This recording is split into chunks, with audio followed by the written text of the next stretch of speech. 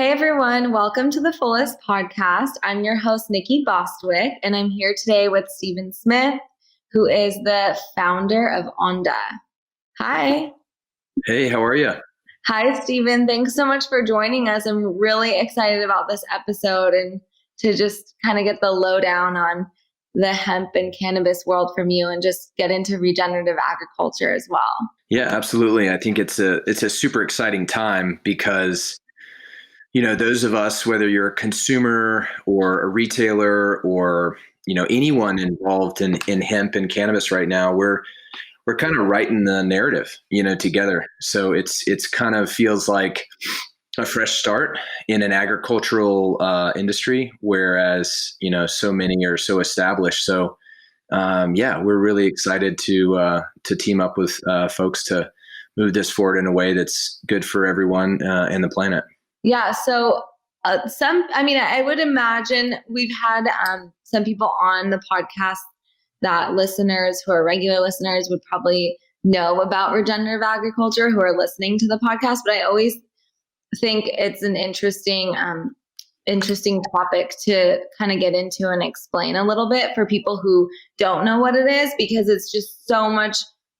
There's so much to it. It's much more complex than just organic farming, because that includes I don't know, what would you say, would you say monocrop? Is that how you explain that, when people can just have one type of plant that they're growing and it's not really like good for the environment? Yeah, monocropping would be kind of like, think of a lawn, just all grass, versus like a jungle is very diversified and has a series of symbiotic relationships between a variety of plants that keep an ecosystem in balance. But the funny thing is as far as I can tell, regenerative agriculture is basically just kind of the original way of cultivating, right? So before industrialization, before Dow and these companies started using pesticides and herbicides because they were leftover chemicals from warfare. Before all of this mindset of industrializing agriculture, folks were growing for their community, they were growing for their family, and they really kind of inherently, because we're human and we're animals, we relied on the diversity of crops and species to create balance in kind of in a unit, in a farm, in a place. And so we look at the body, the farm, and the earth as these ecosystems that need diversity and balance to thrive, right? I think people can relate to that. And then, organic is good, right? Organic is better than using chemicals and herbicides and pesticides. But of course, it comes down to money. And when the USDA wrote the organic standard, I think back in the 50s, they actually were basing a lot of those principles off of Demeter. And Demeter is the original organic, which is Rudolf Steiner's biodynamic farming. And not to say that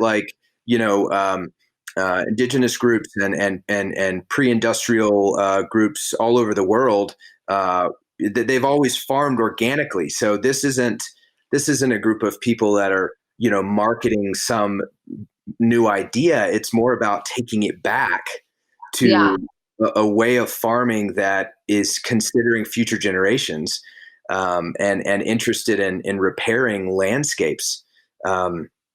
So yeah, regenerative agriculture to us is farming in a way that honors biodiversity. It honors the farm as an ecosystem, and it's all about the soil.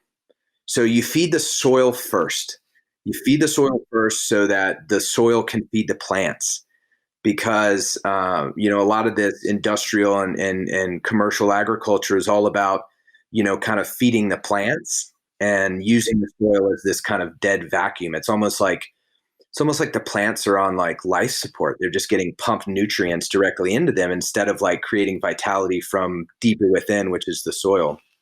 Wow, that's such a good analogy. I never thought about it that way.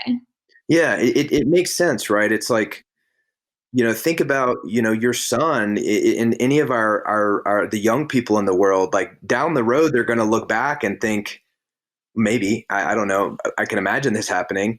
They're going to say, you guys knew you were killing the soil and you kept doing it because you're used to paying rock bottom prices for food, because you're used to supporting a system that values short-term gain and short-term reward, when we really could be kind of taking a step back and trying to figure out ways that we can farm, and our mission statement at Onda is heal the people, empower our farmers, and support the regeneration of the earth. So that is the three pillars. It's the body, the farm, and the earth as these ecosystems. And if we can just, start looking at ways to build soil health, to create ecosystems for native habitat, and use diversity. And it's a long-term gain. You're not going to see results right away, but you start to see, I think, when you build soil health and you make these decisions, you see these returns over time.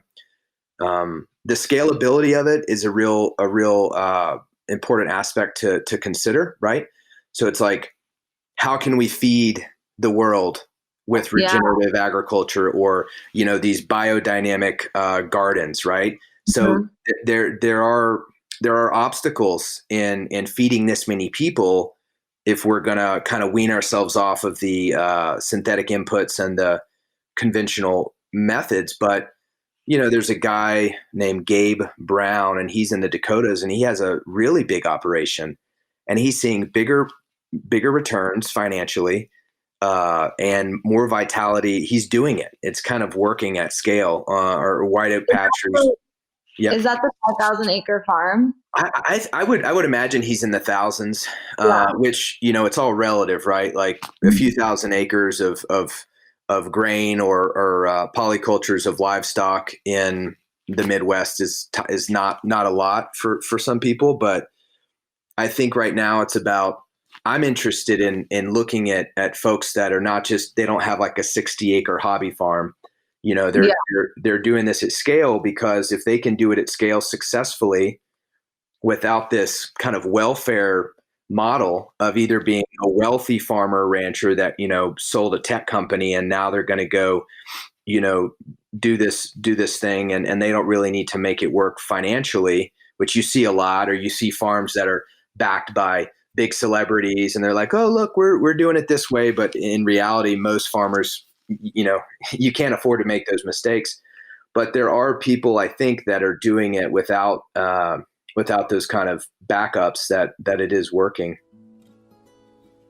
Coop Home Goods is on a mission to give you your best sleep experience through sleep products that are designed around you. Their original pillow is adjustable, the most reviewed pillow on Amazon, and the only pillow that adjusts to your loft height. Beloved by chiropractors and humans alike, the Coop pillow is soft where you need it to be and firm where you need it to be. For 15% off your Coop order, use code TheFullest at checkout. I think it's an interesting topic, and I don't know if you've ever heard of the Ecology Center. Have you heard of it in San Juan campus? Yeah, I have, but it rings a bell, but I can't place where it is. Yeah, I mean, if you haven't met Evan, the executive director, you guys would hit it off really well. But we were recently chatting, and I asked him the same question, like, is it scalable? Are we able to feed the world with, if the nature of big business was able to like kind of let us through, right? If we weren't subsidizing soy and corn, and we were kind of what you mentioned, like that welfare model wasn't in place to subsidize people to continue on that path. Like if we were really going to go down the regenerative agriculture route, could we feed the world this way? And his take on it was like, well, yes, obviously he's in the business, and that's just his passion, and that's what he lives and breathes. So he's going to say yes, but he also just was saying how he believes that like what he's building is like a village. So it's almost like we each create these villages that sustains the community. But I really love that approach, and I hope that that's how we scale this movement, is that people get inspired to go back to their community and create something like that. But I think as people like you and I who have products it becomes really interesting and complicated when we think about, like, you're coming at this from such a holistic and intentional place. And most, like, no one in the cannabis space or hemp space is, I mean, I don't want to say no one, but it's very, very, very rare to find a brand that is using regenerative and working with regenerative farms. So how do you envision like that playing out eventually? Like, how does that work? Yeah, so my background, I worked as an assistant winemaker for an organic diversified vineyard. I got really excited about agriculture. That was 10 years ago. And then I worked for the first biodynamic farm in Colorado, Jackrabbit Hill, first organic distillery in the United States. I worked for a large scale ranch.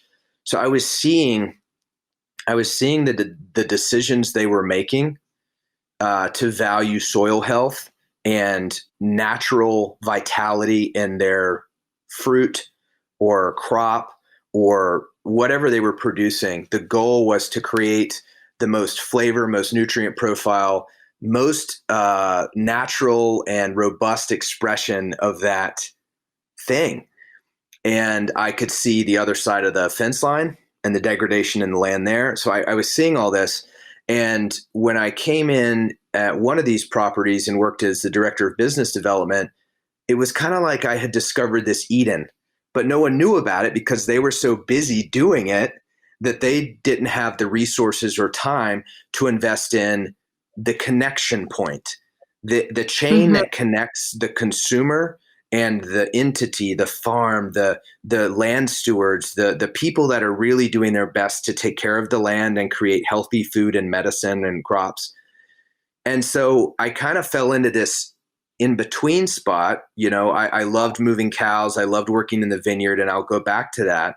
But I think it's important for brands that are really truly committed to it. They're not just a part of this BS greenwashing, sustainable, natural. They're just throwing these words around just because they think it's going to help them sell. But if they're truly deeply in their heart and their bodies and their minds and their souls connected and committed, then they realize that their brand can be a mechanism for good.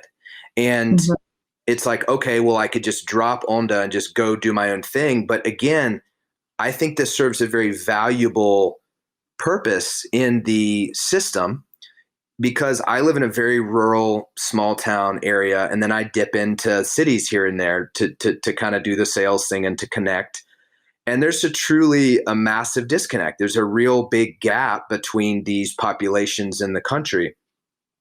And yet we need each other in so many ways. And so I think it's really imperative that we facilitate this connection. And so Onda is a mechanism for good. It's a tool. It's a lever. It's a chain. I mean, that's my masculine mind seeing what this entity is. But, you know, we have farms that we've decided to pay a certain amount per pound that is a multiplier, like, you know, a 5 to 10 time to 15 time multiplier of what the commodity system is. So you have a CBD brand that's out there with this shiny website, this shiny facade. They're selling something for top dollar, and yet they don't know their farmer. They just go through some random lab that buys it off the commodity market. The commodity broker negotiates with a farmer. Last year, farmers are in a total pinch because it was a saturation of hemp. There was too much hemp to the demand. So what happened was, like, commodity brokers were saying, well, I'll pay you $5 a pound or something like that. And these farmers are happy to get anything. And it was $1 a seed. So they're losing their tail on it. So what we've decided to do is to pay them what we negotiate between us, because these are our friends that we're in a long-term committed relationship with. And we're trying to make all the numbers work, right? Because we have to be on the shelf for a price that's reasonable. And yet we want our farmers to make good money. I mean, the farmers in my life are really some of the smartest, most tuned in, humble, and capable people I know. It's the hardest job I've ever done, farming and ranching. It is it's constant problem solving, and you're always at the mercy of nature. So I just think that if we can, it's like teachers, right? Like if teachers and farmers can get paid what they actually should be getting paid, Yeah. they would be doing well, and we would have incentive for more young people to go into these positions. So Hmm. not only can these companies like ours be mechanisms for good, but they can be disruptors, because as a whole, we're on a slippery slope to the bottom. We've built these systems based off of profit, short-term return, again, with very little consideration for our children and grandchildren and so on. It's just like, hey, the baby boomers can make a bunch of money. Hmm. And now we have to say, all right, there's a forest fire. There's something that's got to come through and sweep and clean up the brush, and we have to take a new look at these models. So, we're exploring these associative economics models where we're paying our farmers a lot more. Maybe we do profit sharing. I don't know. We're exploring these things. So, the scalable thing, what your friend was talking about, communities, we're not going to do this overnight. It's not going Yeah. to be a home run. It's not going to be 100%. But if a boat's going down, you can just give up, or you can try to bail out water and patch the hole. Like, you got to decide: are you in for the fixing and the evolution and the growth and the expansion, or are you just going to be a part of the problem? And I'm a pessimistic. I'm kind of a pessimistic, sometimes jaded. I can see the darkness, but this project, this business, this time in life, and this path, using hemp as a mechanism to support our farmers who are growing potatoes, onions, polycultures of chickens, pigs, cows. They have sunflowers, they have herbs. This can be a bumper crop. This can support them if we make it work. And it's a real struggle, obviously, but if we can make it work, then they are going to be incentivized to want to add hemp into their diversified rotation. And we can start showing that our farms don't need the help of the government. They don't need to grow commodity stuff. They don't need to spray. They don't need to introduce poison into their ecosystem, because we're a part of a system that is supporting the functioning. It's working. So I'm obviously ranting here, but I just feel like it can work. I feel like we're onto something, and it's super crucial that the consumers that are able to, right? Everyone has a different situation in life. If they're able to consciously support brands that are making these decisions and building a bridge, a connection, they're a part of it. They're as Yeah. important, if not, they are crucial. They're huge. The consumer is enabling the mechanism to move. They are the Mhm. fuel. They are the power for Chris and Kate and Jim and Lance and our farms to keep going and to maybe influence their surrounding farms that are, sprayed with toxic chemicals. Like, it's like 0.0024% of the land in the US, I believe, is Demeter biodynamic. And then in Oregon, it's like organic ground, certified organic ground. Not to say that there isn't stuff that Yeah. isn't certified, because that's a whole other conversation, certifications. But it's like, I think it's less than 2%. Oh my It could be gosh. even less, but I feel like that's what sticks in my head. So it's like, if you think That's there's, mind blowing, because I feel like I live in such a bubble where I think everything is becoming organic, or, I mean, yeah, I know. it's just, that's crazy. Yeah. So the reality is that the super, super overwhelming, like majority, like over 95%, probably over 98% of the soil in the United States. So if you think about, I can speak to Oregon, and it's probably 99 point something percent for the rest of the country, because Oregon, we've Hmm. got mountains and rivers and areas where you're obviously not farming. But if you think about all the beautiful dark soil that took so long to be created through decomposition and everything else, that we're spraying chemicals that were used in World War II in gas chambers on the ground. We're literally, that's what Dow did after World War II. They took all the leftover nitrogen and chemicals that were being used in warfare, and they productized them into creating a warfare against plants. So we're literally, it's like the soil, the thing that's going to sustain humanity, is being poisoned by the same stuff that people were using during World War II. And that's 95 to 99+% of the soil is that way. That's crazy. It's disgusting. And I think the work here, right, is to educate people, because most people don't even think about it. They just go about their day, not even considering what's going on. And that's the part where we come in and we share with people, and we hope that they're inspired and they share with others. And so when I spoke to you a few weeks ago, I was so impressed and so inspired, because not only are you just so passionate about it, but I feel like I'm in this industry. I see a lot of brands. I see people, like I said, I think I'm witnessing so many organic brands, even if they're not organic, they're going about organic practices. But when you mentioned the regenerative agriculture space, and when it comes to, hemp and just anything, any product that gets put out in the market, like I didn't make that connection. So I was just like, oh my gosh, if I'm not making this connection, what's happening out there? So it's really our duty to be sharing with people about what's going on and what they can do to help our environment. Because what's so interesting to me, like you said, I know so many people that are like, I care about the environment, that's why I'm voting this way, blah, blah, blah. And I'm like, that's awesome. But like, you were literally just spraying chemicals outside your house because there were ants there. Or you're just like going around because you don't like the weed in your yard. And so you're just like spraying it with Roundup, but then you're going to vote this way because of the environment. Like how is that disconnect even happening right now?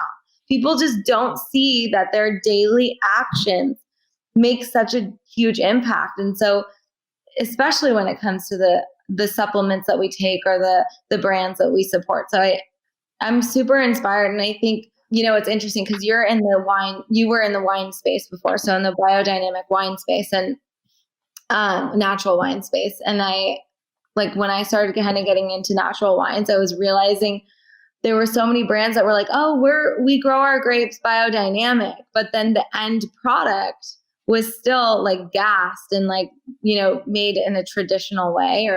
And I thought that was really interesting. So what you do at Onda, you not only are you sourcing from these regenerative farms, but then the end product is also super, super clean. And so I'd love for you to talk about that as well, and the difference, because, it's everything just kind of is going based off of your intention, and it's all just makes sense basically. And I love that.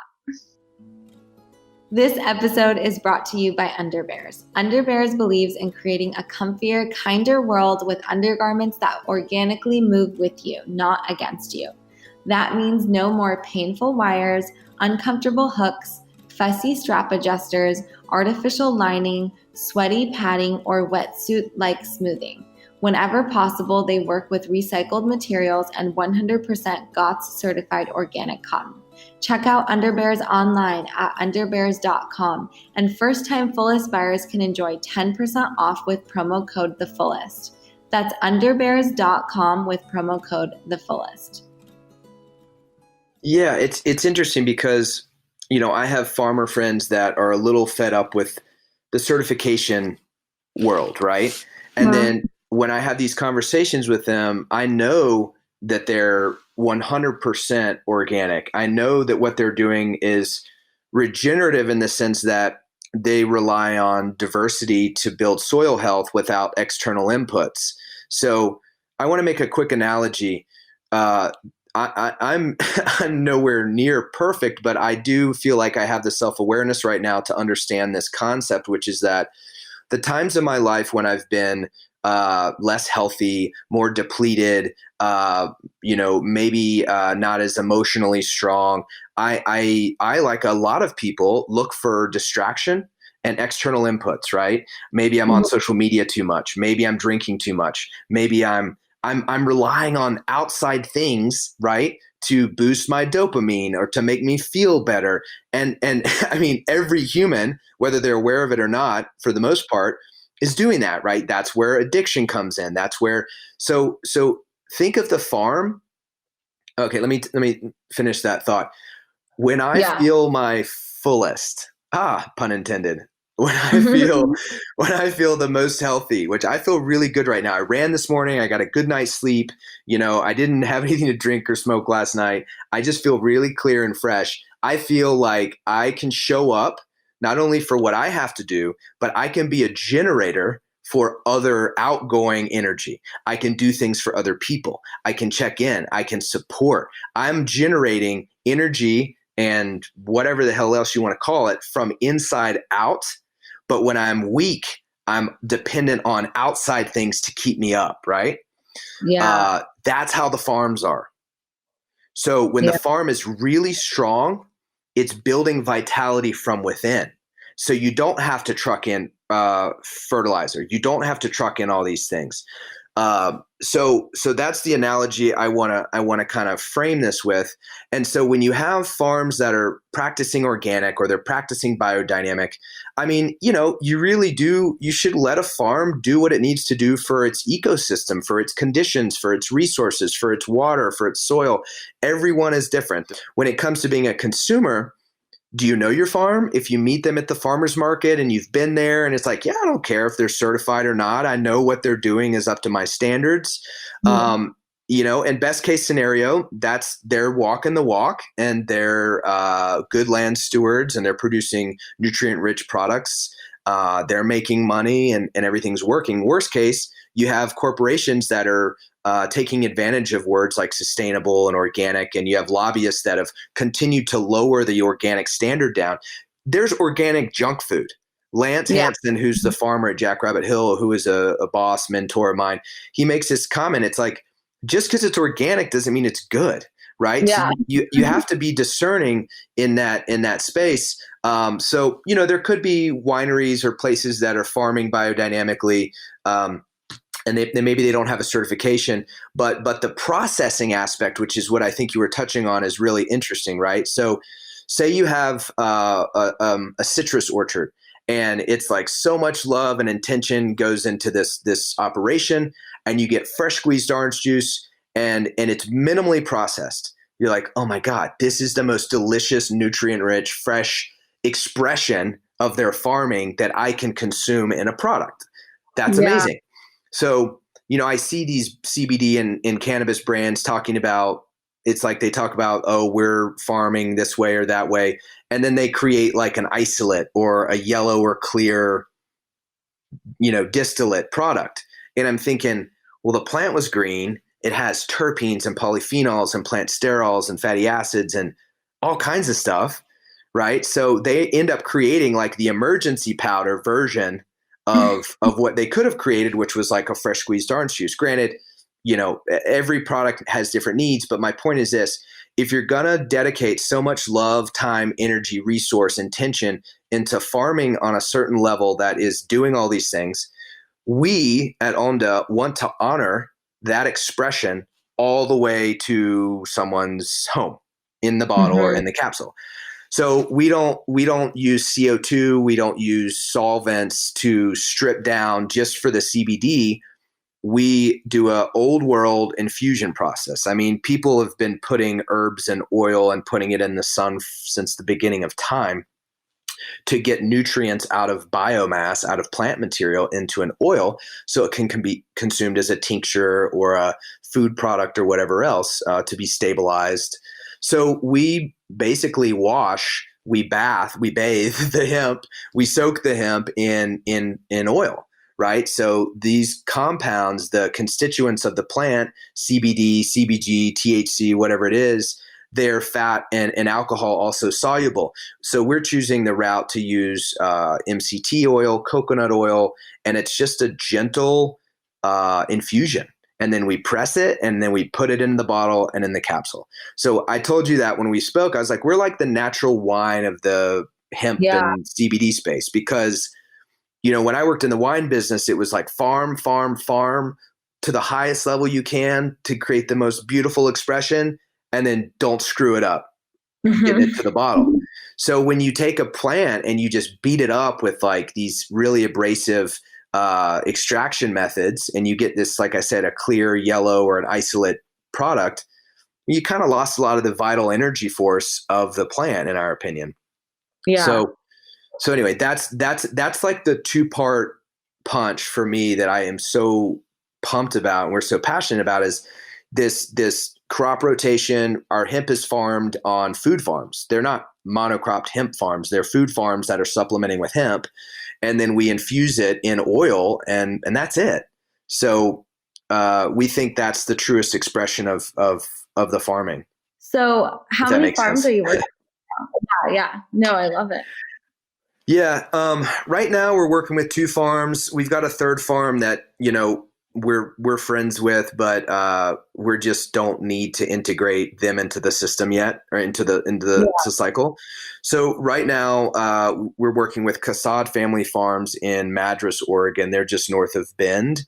And Mm-hmm. they're 2 buddies of mine, Chris and Kate. They're married, and they're a young, second generation farming family.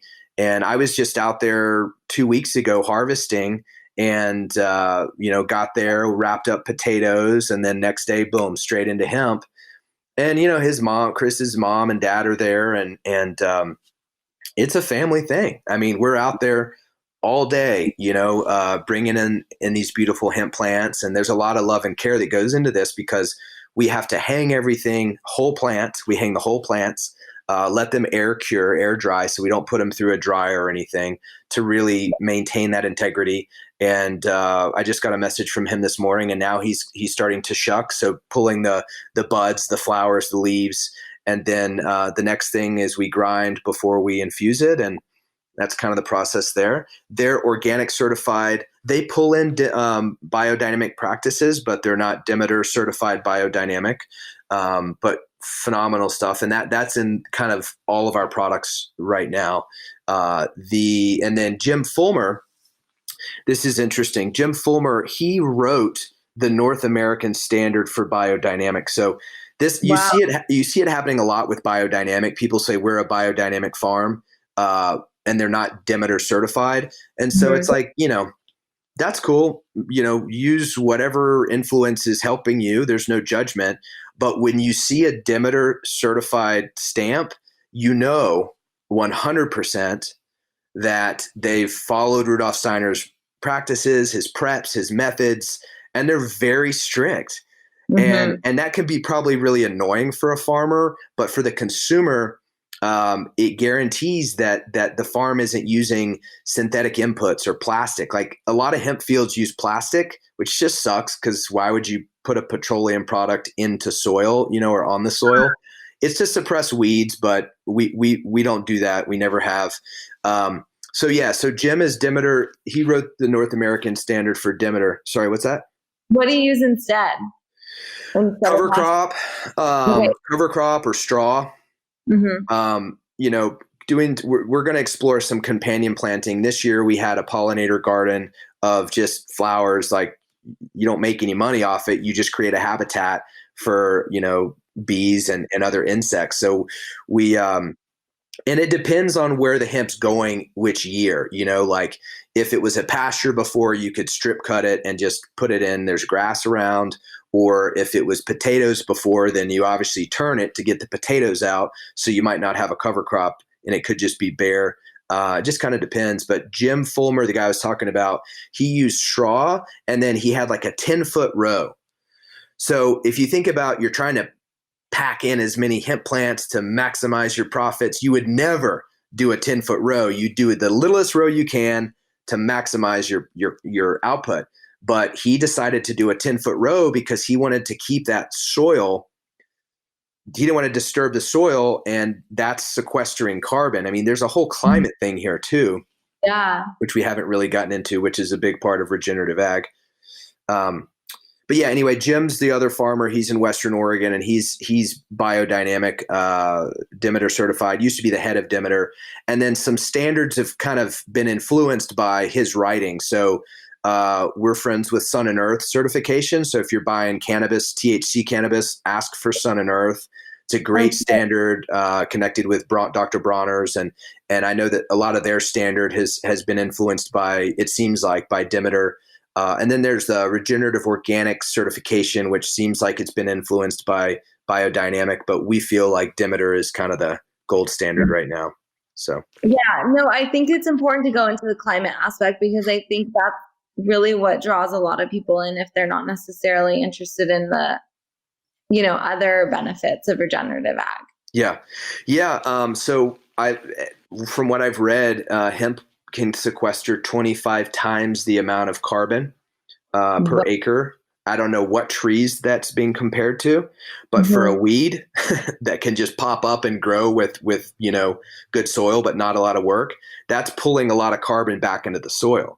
It's so, for folks that don't know, the carbon in the atmosphere didn't come from outer space. It came from the soil. It's just been displaced because we all are driving cars and trucks around and burning a bunch of fuel. So if we can support regenerative agriculture, then large scale ranches, for example, are one of the biggest positive contributors to helping sequester carbon. The beef industry gets a lot of flack because of feedlots, which are a total mess, and I do not support at all. But it's not the cow, it's the how, is a great quote. So grasslands, all these plants are pulling carbon out of the atmosphere and putting it back into the soil. So, hemp is not only creating medicine, and if we can start to build the infrastructure, it can create fiber. Young Maven, those are friends of ours. They're using hemp, creating hemp products, papers, bioplastics. I mean, my high school research paper in 1999 was on hemp. Funny enough. I read about that. I read that in your bio. It's so funny. That's so awesome. I mean, I was being a cheeky 17-year-old kid in North Carolina who secretly had about 4 weed plants growing in the woods. And I loved marijuana. I wasn't a big drinker, but I knew that the cannabis plant worked with my chemistry. And so I was kind of just being cheeky, and I thought I'd write about it. But then when I got into it, I was blown away. I was thinking, why, are we not using this plant in more of our economy and in our materials? But, a lot of that has to do with all the propaganda, anti-cannabis and racist propaganda from the 20s. But anyway, I digress. The plant we're just at the beginning of what could potentially open up into just a plant that can change everything. It's just so generous and so dynamic. And that's, again, what's fueling a lot of this optimism. So, and Onda is part of that movement. Yeah, it's what keeps me getting up in the morning and not throwing the towel in, because, we're self-funded, and I'm the sole proprietor. It's a grind. It's really hard because we're up against brands that are very flashy and have a lot of backing and a lot of resources to get out there and sell their product. What's it like are you looking to raise? Yeah, I'm talking to some people right now. I love the beautiful thing is that we can be very selective, you know, and not by no means do I mean that in an arrogant way. It's just that our numbers are good. We're not dependent on investors to run this. It's been almost 4 years and haven't taken a dime of investment money. So the point is, I want to believe that you can have resources, have money, and still be a good person, because, there's a lot of cases that would prove the opposite of that. But I think that what we really are interested in are people that believe in impact investing, in mission-driven companies that subscribe to some of the slow money concepts by Woody Tash. If you haven't read that book, it's a really great movement now that supports long-term, solid, strong growth, as opposed to this let's blow it up and flip it in 2 years kind of thing. Yeah, I think that this is an exciting time, to pull in some folks with resources to amplify this message, because one interesting thing about hemp and cannabis is that a lot of the more corporate entities, the big players, haven't really come in, at least publicly, into the space because they're maybe still a little apprehensive Yeah. because the legality is still unfolding. I mean, it's legal, but it's like it's all still unfolding.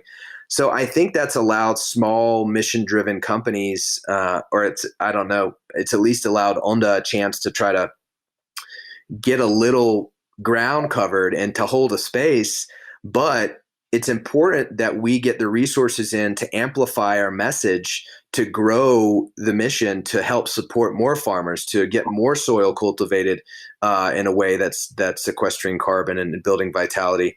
So yeah, it's an exciting time, and I look forward to how it unfolds and who kind of gets woven into the mission here, because it feels warrior like, our little team, like we feel like we're on a mission. It's empowering for sure. I know you have a really great team. And I see that. I think that it, like you're saying, it's super exciting because there are a lot of funds that are forming that are more environmentally focused. And so whether it's, an angel or VC or whoever comes in as your partner, the cool thing is you're so mission driven, like you said, and you know exactly what you want and who you're looking for, that when that person comes in or when those people come in, it's just an exciting time to grow it one step further. So I'm excited for you. I'm excited for what you're doing. I really appreciate it. I appreciate you spreading the message, and just the work that you're doing in the world is so important. So thank you for joining us and sharing with our audience. Yeah, we're so grateful for you hosting the space for us to be able to share with more people, and we invite everyone in, to join the team. So thank you for providing the opportunity.